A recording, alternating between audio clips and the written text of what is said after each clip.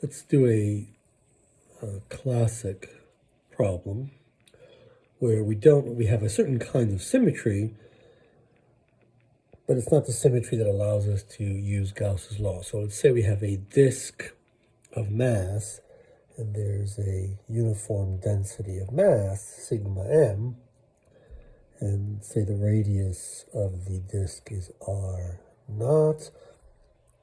And let's say that we're doing maybe x and y, and then z would be, well, if this is in the plane, z would be out, but let's say it's tilted slightly. Let's make it a little better here. So it's a little disk. It's slightly tilted, so the z direction, we can see the z direction, let's say. It's that way, and at some height we place an object, a point object of mass, little m, and we can consider the gravitational force on this object due to the mass on the disk, and we can move this at different distances. So we know that the gravitational force is equal to minus the gravitational potential energy U, which is minus m gradient of the gravitational potential phi g, where phi g is minus g dm over r, where the dm involves a little piece of this disk. So we're integrating over this, and this is the distance. Actually, maybe we should write this, because I want to use r for the variable on the disk. Let's say h. So h is the distance to there. So here we get minus g, pull that out. We have a little piece of mass. We're integrating, so given the symmetry, we're going to make little rings, little infinitesimally thin rings. And so how much mass will be in there? We have 2 pi, well, the density sigma m, and then the r dr, where r is the radius of that annulus, and we're going from 0 all the way to r naught. So 0 to r naught, we're integrating over dm. We're integrating over the disk, and the dm's are little rings, infinitesimally small rings of mass, given by this term in here. And we are dividing by h, which is, right, so if our ring is at some radius r, then the distance to there will involve the r and the h, or the z.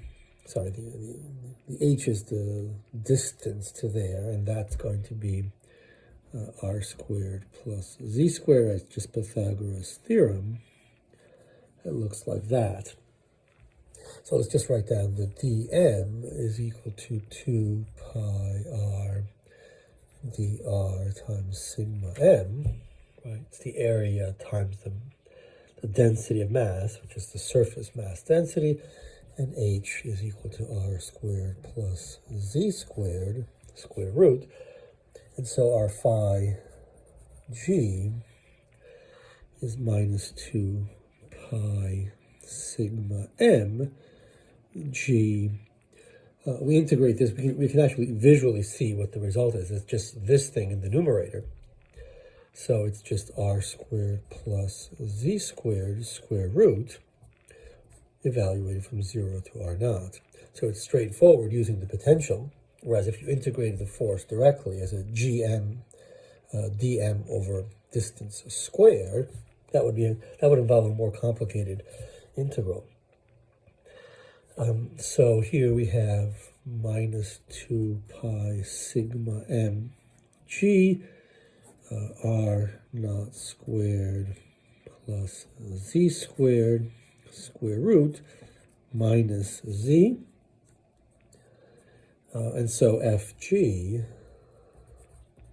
which is minus m times the gradient of phi g, will be, let's maybe write down the gradient in Cartesian coordinates is d by dx I hat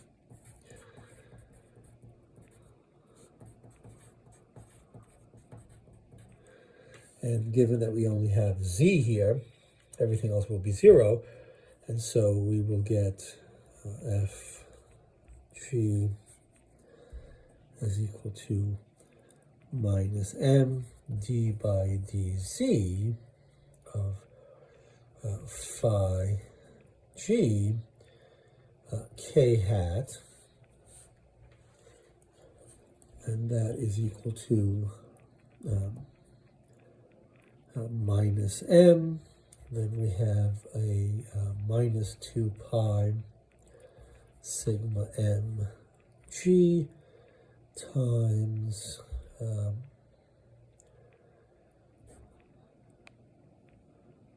z over r naught squared plus z squared square root minus 1 k hat.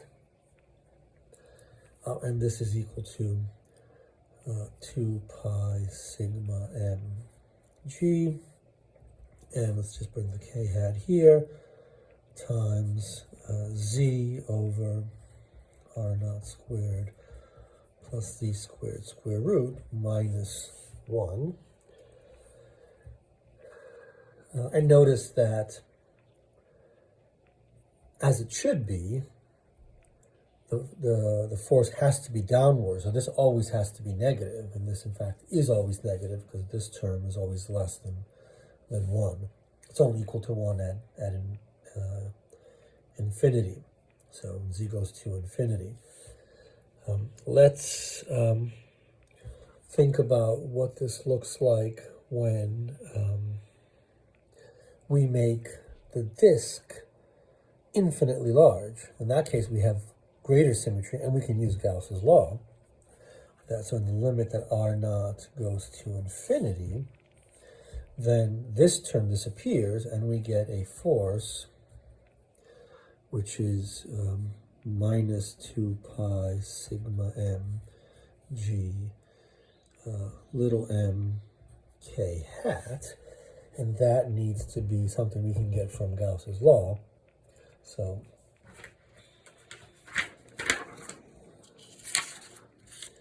let's look at that again.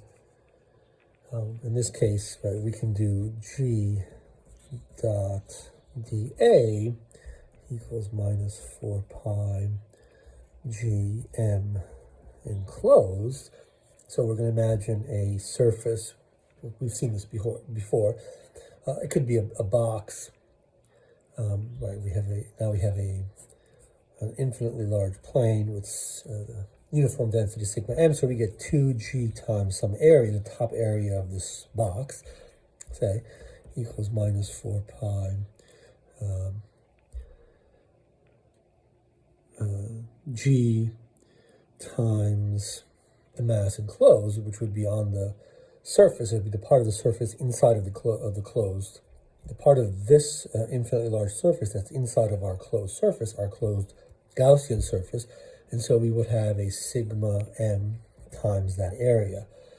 And so g would be minus 2 pi capital G sigma m, and we need a vector, so minus 2 pi